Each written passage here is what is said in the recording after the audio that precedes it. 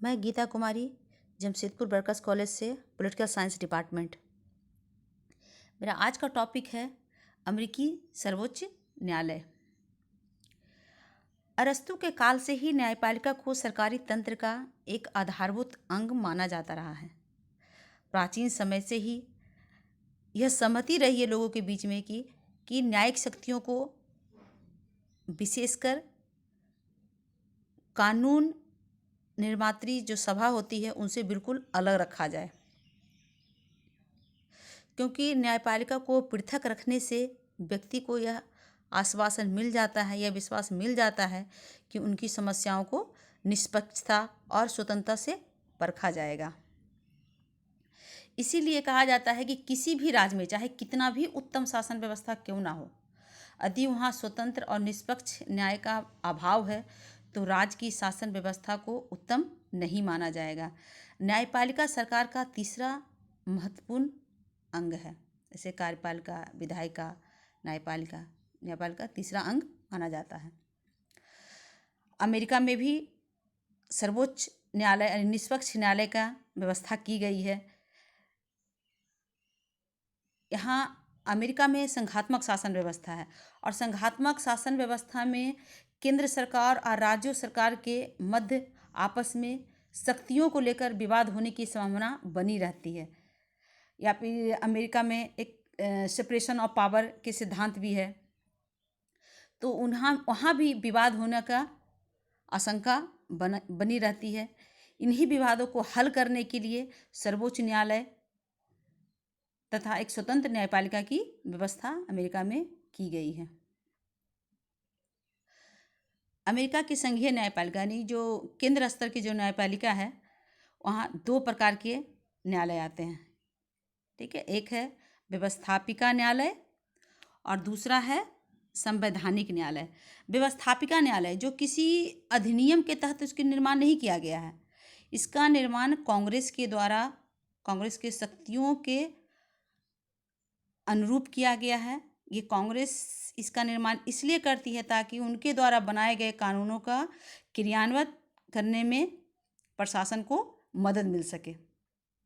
ठीक है, दूसरा है संवैधानिक न्यायालय, जिसका निर्माण संविधान के अधिनियम के तहत हुआ है।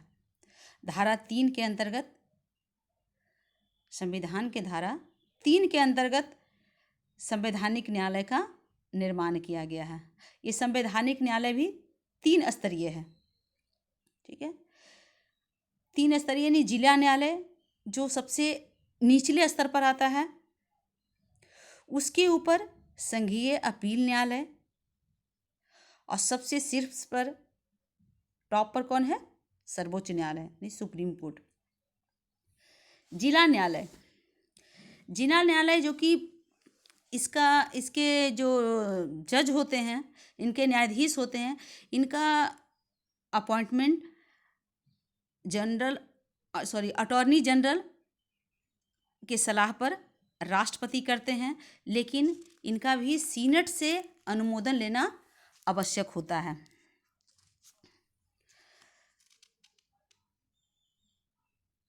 ये केवल प्रारंभिक क्षेत्राधिकार के केसेस पर ही सुनवाई करते हैं।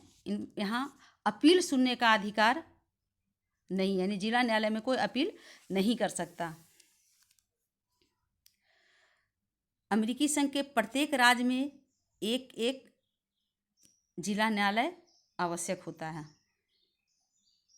वहीं जब संघीय अपील न्यायालय की बात करते हैं, इसको सर्किट कोर्ट कहते हैं, यहाँ पर प्रारंभिक क्षेत्राधिकार प्राप्त नहीं है इस न्यायालय को।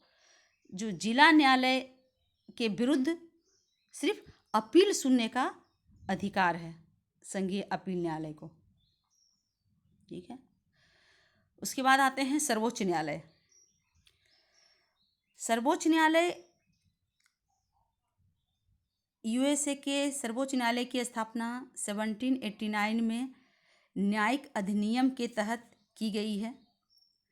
वर्तमान में जो इसका हेड ऑफिस है यानी सर्वोच्च न्यायालय जहाँ स्थित है वो है वाशिंगटन में। अब इसकी रचना, इसका कॉम्पोजिशन क्या है?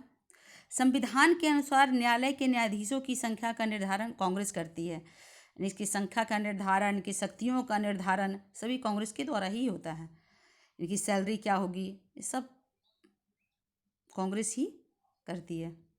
वर्तमान समय में सर्वोच्च न्यायालय में एक मुख्य न्यायाधीश के अलावा 8 अन्य न्यायाधीश हैं, यानी सब मिलाकर 9 न्यायाधीश हैं वहाँ। इनका जो नियुक्ति होता है वो राष्ट्रपति करते हैं सीनेट की सहमति से, क्योंकि राष्ट्रपति जो भी नियुक्ति करते हैं वो सीनेट से की सहमति होना आवश्यक होता है। ठीक है। इनका कार्यकाल, यहाँ सर्वोच्च न्यायालय का न्यायाधीश आजीवन के लिए न्यायाधीश नियुक्त होते हैं, यानी ड्यूरिंग गुड बिहेवियर तक वो न्यायाधीश बने रहते हैं। जब तक वो सदाचार पर्यंत रहते हैं तब तक वो अपने पोस्ट पर बने रहते हैं। स्वेच्छा से भी पद त्याग किया जा सकता है, लेकिन जब उनको हटाना हो तो केवल महाभियोग के आधार पर ही उनको हटाया जा सकता है। ठीक है। अब आते हैं इनका क्षेत्राधिकार क्या क्या है, यानी अधिकार और शक्तियाँ। तो सबसे पहले है इनका अपील जुरिडिक्शन, प्रारंभिक क्षेत्राधिकार। प्रारंभिक क्षेत्राधिकार का मतलब होता है ऐसे केसेस जो सिर्फ सुप्रीम कोर्ट को ही सुनने का अधिकार हो। हर न्यायालय को कुछ प्रारंभिक क्षेत्राधिकार हो सकता है, लेकिन प्रारंभिक क्षेत्राधिकार का मतलब ही होता है कि कुछ ऐसे केसेस जो अमुक न्यायालय में ही सुना जा सकता है, दूसरे में सुना नहीं जा सकता है। जैसे प्रारंभिक क्षेत्राधिकार, सुप्रीम कोर्ट का जो प्रारंभिक क्षेत्राधिकार में कौन कौन केसेस आते हैं, ऐसे केसेस, ऐसे विवाद जिनका एक पक्ष राजदूत हो या सार्वजनिक मंत्री हो या विदेशी प्रतिनिधि हो, तो इस तरह का केसेस सीधे सुप्रीम कोर्ट में ही आता है और वो उनका प्रारंभिक क्षेत्राधिकार में आता है। दूसरा है ऐसे सभी विवाद जिनमें संयुक्त राज्य अमेरिका का संघ, जिस एक पक्ष संयुक्त राज्य अमेरिका का हो और उसी का दूसरा पक्ष अमेरिकी संघ का ही कोई एक राज्य हो। ठीक है। अमेरिकी संघ और दूसरा पक्ष क्या हो, स्टेट हो, अमेरिका का ही स्टेट। तो ऐसे केसेस सुप्रीम कोर्ट में ही सबसे पहले लाया जा सकता है। तो ये होता है प्रारंभिक क्षेत्राधिकार। उसके बाद है अपीलीय क्षेत्राधिकार। तो निचले न्यायालय के निर्णय अपील, निचले न्यायालय के जो निर्णय होंगे, यानी जिला न्यायालय और सर्किट न्यायालय, इस सभी का अपील सर्वोच्च न्यायालय में सुनी जा सकती है। राज्यों के न्यायालय की अपील केवल सर्वोच्च न्यायालय में ही की जा सकती है। अजय राज्य के भी जो न्यायालय होते हैं वो केवल सर्वोच्च न्यायालय में ही अपील किया जा सकता है, जिला न्यायालय या सर्किट न्यायालय में नहीं, डायरेक्ट सर्वोच्च न्यायालय में। तो किन किन विषयों पर अपील की जा सकती है, कुछ सीमित ही विषय हैं। तो पहला जो विषय है, जो संघीय कानून या संधियों को राज्य के न्यायालय में संविधान के विरुद्ध घोषित कर दिया गया है, यानी जो फेडरल लॉ है और कोई ट्रीटी जिनको राज्य के न्यायालय में संविधान के विरुद्ध घोषित कर दिया गया हो, या राज्य के किसी कानून को या संधि को संघीय न्यायालय में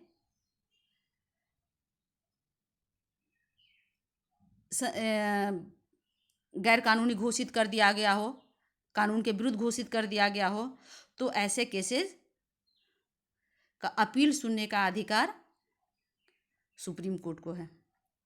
ठीक है।